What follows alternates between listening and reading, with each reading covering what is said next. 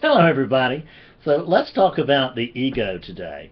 And this is kind of interesting because it's like us getting together to discuss the Easter Bunny.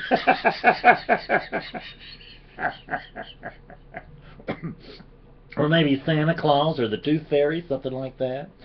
What I mean by that is that we think of ego like it's this other thing, like it's this hard thing, and it's up there and it's against us. I'm trying to wake up, my ego won't let me, and I got to kill that thing because it's my enemy, it's my sworn enemy. And what I have found out is that good luck.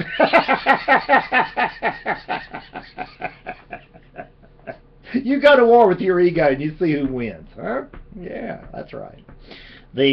So let's look at the idea first. Let's look at the way that this thing is presented to us. It's presented to us that our ego is a problem, and I wonder if that's really so. I mean, if you look at questions like does the ego die or not, if you'll notice that's a question that has opposites, doesn't it? I mean, it has very distinct opposites. It does or it doesn't. Just like this, it does or it doesn't. And what that is it tells us that we're in the dream when we're talking about that. Because if you can describe anything you can describe using this is in and of the dream. The one thing that does not have an opposite is the one thing that you are. So, but all the appearances of you, we all got opposites. Every single one is a Fred and a not Fred. I got an opposite. I got a smart, good-looking Fred, and I got this one. I got opposites. I've made a list of some of these things. So, is these duplicate things, these non-dual questions, like it means. For instance, is awakening sudden or slow? It's both. Do we have free will or not? Both. Does it do any good to practice, or is it a waste of time? Both. Do we really need to wake up, or are we already awake? Both. Is there anything we can do to wake up or clear up, or is it just pure grace or luck? Both. So, does the ego die or does it not die? Both. Okay? So this ego that we're wanting to die is not it can't actually die because it's not alive. Do you see that? You see how that kind of makes the question moot? Because otherwise we're asking one of those questions like, Mr. Brown, have you stopped beating your wife? And you're hung either way. So what we do is we want to always look at the way these questions are phrased. So this idea, does the ego die or not? Which ego are you talking about? There is a sense of ego in the same way that there is a sense of Fred here. Very distinct sense of Fred here, which I now know to be Fredness. And there's a very distinct sense of ego here, as you have all noticed in the last couple of years, as it's held forth on the internet and promoted itself and done all other sorts of ghastly non-dual things. So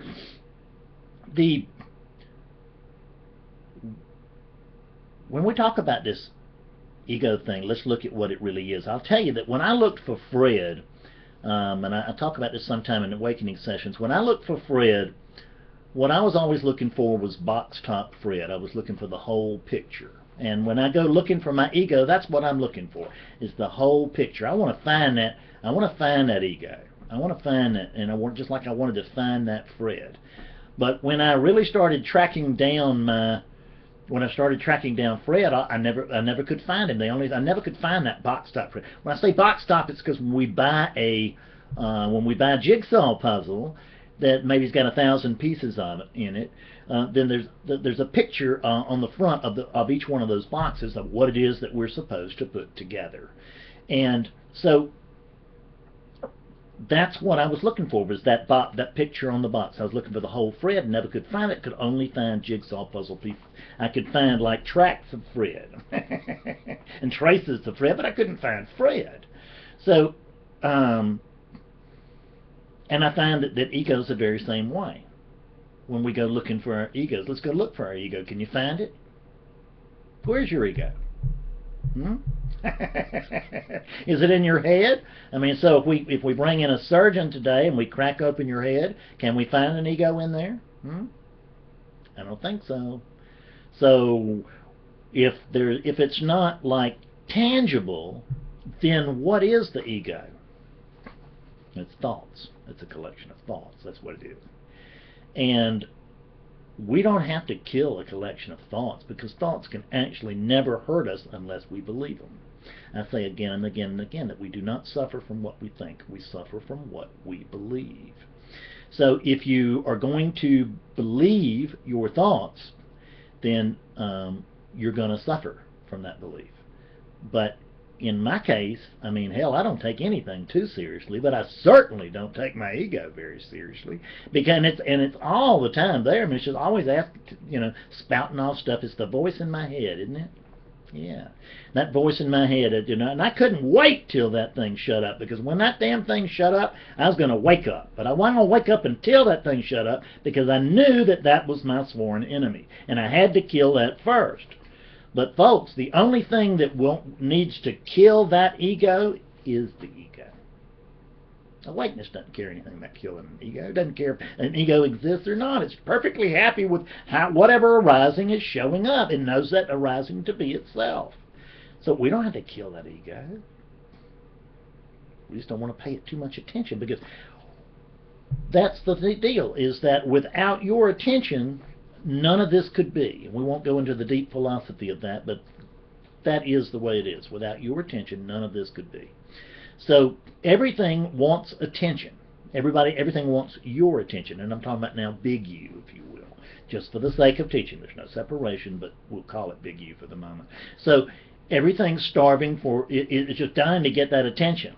And what we want to do is we don't need to kill ego. We just don't pay it too much attention, because whatever you put your magical attention on will expand. It's just the way of it.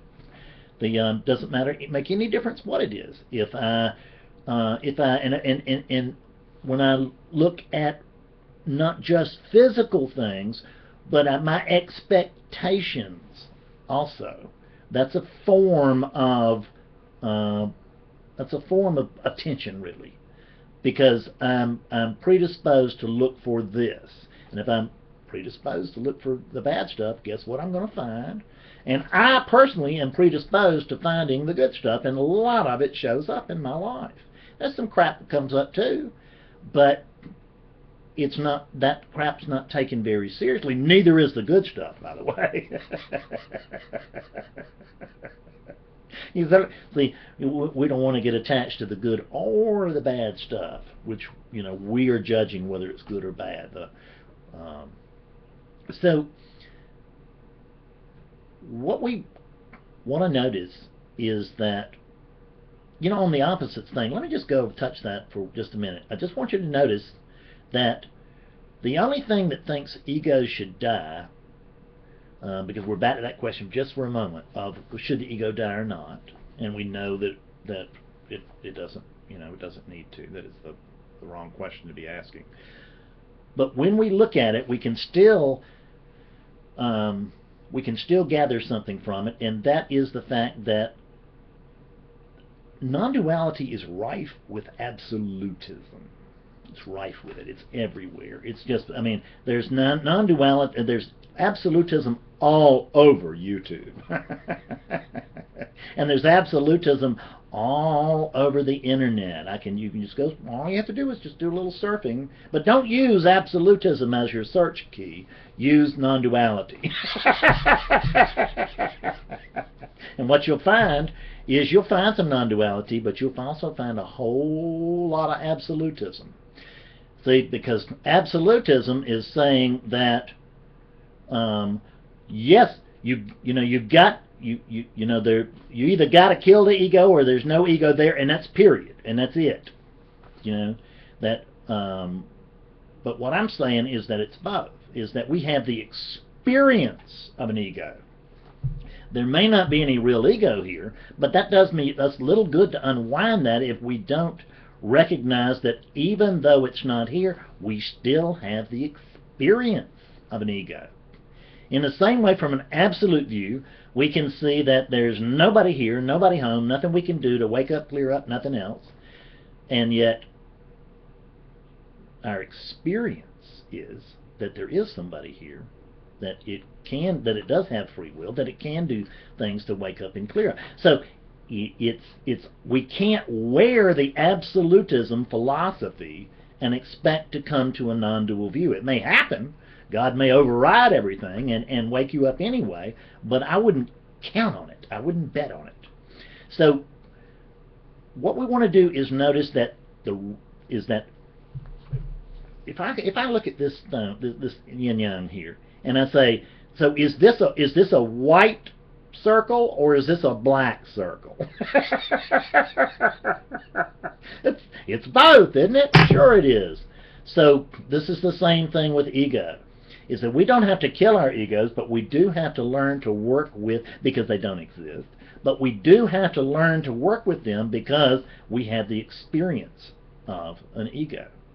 See, this is great because this encompasses both. You see that? We're not ruling out anything. Any philosophy that rules out something along these lines, that yes, it's this way and not that way, is not non-duality. It's absolutism, or it's relativism. Either one. I mean, it's just that we already have come together because we know that the relative is highly suspect. And what we do, we very naturally, human movement, jump from relativism to absolutism. Pop, pop, pop, pop. And so in absolutism, nobody here, nothing to do, blah, blah, blah. What ego? We don't need to do anything about an ego because it's not here. Or we need to kill an ego because it is the enemy of truth. Either way. And I'm just telling you, neither one of those things is true. So we don't have to actually fix this problem, because I got to tell you, if you ask my wife if I've still got an ego, when she gets through laughing, she'll tell you, yes, I believe he still does have something of an ego. And I notice that my clients, my brightest, most awake clients, have egos. And we discuss it frankly. And my less awake, and they don't worry about it either. The more awake you get, the less you're going to worry about that thing. The dimmer you are. I don't mean this in a derogatory way, but just in a descriptive way. But the dimmer you are, the more you're going to care about ego. That's just the way of it. So if you're caring a lot about killing that ego, or shutting up the voice in your head, or pushing down the ego, or locking out the ego, or whatever it is, I'd question that very, very seriously. I'd question that strategy. Because I used that strategy for a very long time, and when I used that strategy, I came up with nothing. Zip. And it was actually only after awakening that I came to see what I'm sharing with you. I didn't have a teacher. I didn't know. I really didn't know much. I don't know much now, but I knew a lot more than I did. Knew a lot more at the time I woke up than I do now. But one of the things that I was open to was that I didn't know what I didn't know. I didn't know what I didn't know. And what that does, it keeps me humble, so that I don't get locked into these positions, which is that, well, it's this way, not that way. This is right, this is wrong. This is good, this is bad. So it's all of those opposites. They are in and of the dream. So don't worry about beating up your ego. Just, you can take care of it if you want to, but I would just suggest just kind of ignoring it, letting the ego just wither from inattention. Thanks a lot. See you later. Bye-bye.